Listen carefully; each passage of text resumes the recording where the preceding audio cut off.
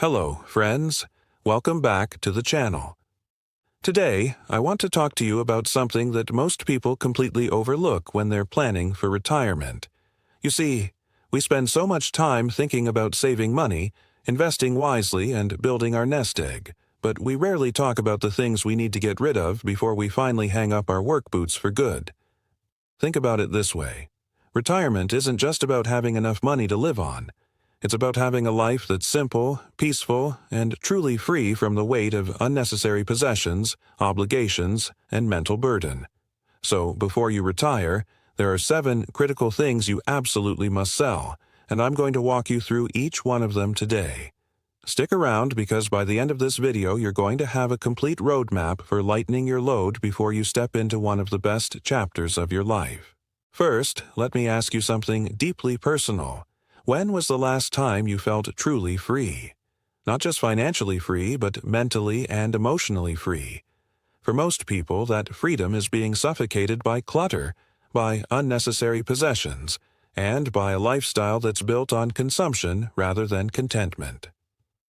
This is where our journey begins today.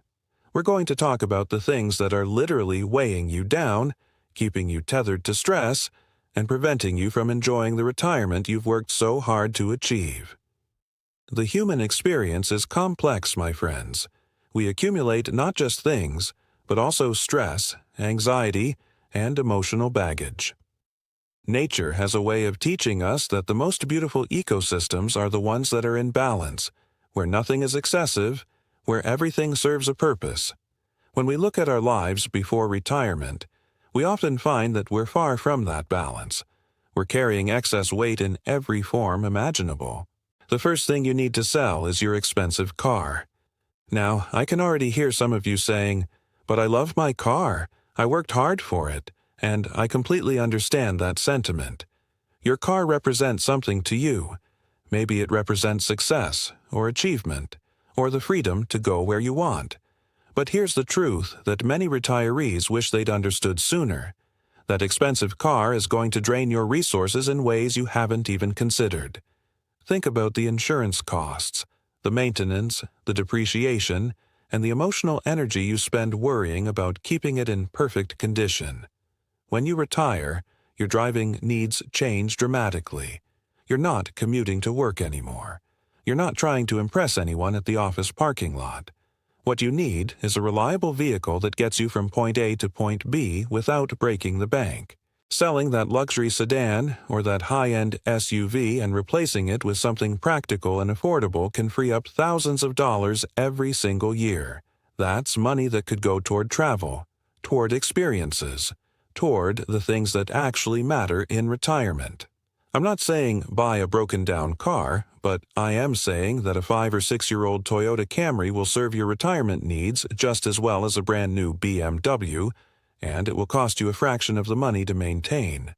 The second thing you need to sell is that investment property or rental home you've been holding on to. Real estate is often seen as this golden ticket to wealth, and for some people, it truly is. But for many retirees, that extra property becomes a source of constant stress and financial drain. Think about all the headaches that come with being a landlord: tenant problems, maintenance emergencies, property taxes, insurance, vacancy periods where you're not making any income but still paying all the expenses. These things don't get easier as you age. In fact, they get harder. When you hit retirement age, do you really want to be dealing with a tenant who isn't paying rent, or a roof that needs replacing? Do you want to be managing a property remotely while you're supposed to be enjoying your golden years? The money you get from selling that property can be invested in index funds, bonds, or other passive income streams that don't require you to be a property manager. You'll sleep better at night, and you'll have more time and mental energy to actually enjoy your retirement. The third thing you absolutely must sell is your expensive hobby equipment. Now, I want to be careful here because hobbies are important. Hobbies bring joy, they keep us engaged, and they give our lives meaning. But here's what happens. We invest in expensive hobbies, sometimes spending tens of thousands of dollars on equipment, and then life changes. Maybe your knees don't allow you to ski like you used to. Maybe you realize you don't actually enjoy golf as much as you thought you would. Maybe that expensive camera collection is just sitting in your closet gathering dust. Before you retire, audit your hobbies honestly. Which ones are you actually going to pursue? Which ones bring you genuine joy? And which ones are you holding on to out of guilt or some attachment to an identity you're outgrowing? Sell the equipment you won't use. This isn't about eliminating fun from your life. This is about being honest with yourself and freeing up capital that could be much better used. The fourth thing you need to sell is your house, or at least reassess whether you need one that large. This is perhaps the most emotionally charged item on this list because for many people, their home is their greatest investment and their most emotional attachment. Your house holds memories. Your kids grew up there. You've built a life there. I understand all of that. But here's the question you need to ask yourself. Do you actually need all that space anymore? If you're living in a 4-bedroom, 3-bathroom house and it's just you and your spouse, you're maintaining way too much square footage. You're paying property taxes on space you don't need, you're heating and cooling rooms nobody uses, and you're spending your retirement fixing and maintaining things that are simply too big for your actual lifestyle. Downsizing to a smaller home, or even moving to a rental situation, can dramatically reduce your expenses and increase your financial flexibility. That money you free up from downsizing could extend your retirement by years. You could travel more, you could help your grandchildren with their education, you could donate to causes you care about. The memories aren't in the walls of the house, my friends. The memories are inside you and they'll travel with you wherever you go. The fifth thing you must sell is your expensive lifestyle habits and subscriptions. This is where being brutally honest with yourself becomes essential. How many streaming services do you subscribe to? How many magazine subscriptions do you pay for but never read? How many gym memberships do you have that you never use? How much money do you spend on dining out, on coffee, on little purchases that seemed insignificant at the time but add up to thousands of dollars every year? In the years leading up to retirement, you need to audit every single recurring expense. Cancel the subscriptions you don't use. Reduce the frequency of dining out. Switch to a more affordable gym or work out at home. These changes might seem small individually, but collectively they can save you thousands of dollars per year. And more importantly, they help you shift your mindset toward a simpler, more intentional way of living. That mindset shift is absolutely crucial for a happy retirement, because happiness in retirement isn't about spending the most money. It's about being content with what you have and being intentional about how you spend your time and resources. The sixth thing you need to sell is your excessive wardrobe. How much of your closet do you actually wear? For most people, it's maybe 20 to 30% of what they own. The rest is hanging there taking up space, creating visual clutter, and making you feel guilty every time you open your closet. Before retirement, start selling or donating the clothes you don't wear. Be ruthless about this. You don't need 100 outfits for work anymore because you're not working.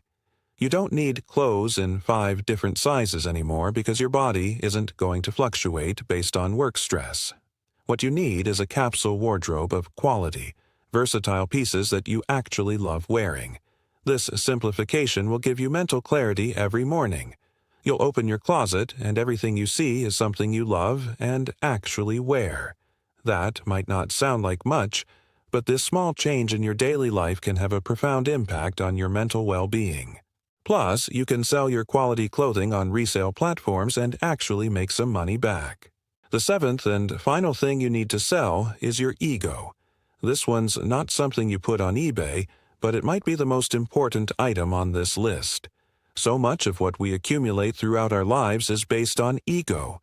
We buy things to impress other people. We maintain a lifestyle that we think projects a certain image. We hold on to possessions because they represent who we think we should be, rather than who we actually are. When you retire, you need to let go of that need for external validation. You don't need to impress your former colleagues anymore. You don't need to keep up with anyone's expectations but your own. Selling your ego means becoming comfortable with driving an older car, living in a smaller home, wearing clothes from thrift stores, and not having the latest gadgets. It means being okay with people knowing that you've simplified your life.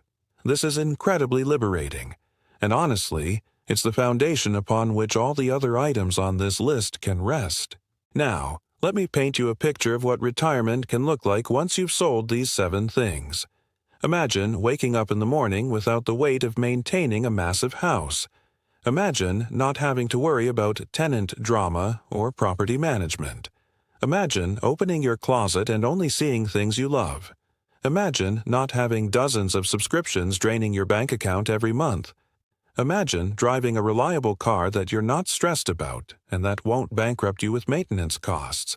Imagine the freedom that comes from releasing your need to impress anyone. That's the retirement I'm talking about. That's the freedom you can achieve. The psychology behind why we hold on to these things is fascinating. As humans, we attach emotional significance to objects. We use possessions as a way to define ourselves and to feel secure. But as you move into retirement, this attachment actually becomes a hindrance rather than a help. The less you own, the less you have to worry about. The less you worry about, the more mental space you have for the things that actually matter: relationships, experiences, personal growth, and simply enjoying being alive. Here's what I want you to do right now. Hit that subscribe button, because we release content every single week about how to optimize your finances, how to live better, and how to build the retirement of your dreams. And turn on those notifications so you never miss an upload. But beyond that, I want you to do something this week. I want you to sit down with a piece of paper and write down these 7 categories. For each one, write down what you own in that category and whether it's actually serving you in your retirement vision. Be honest, be vulnerable. Don't write what you think you should own.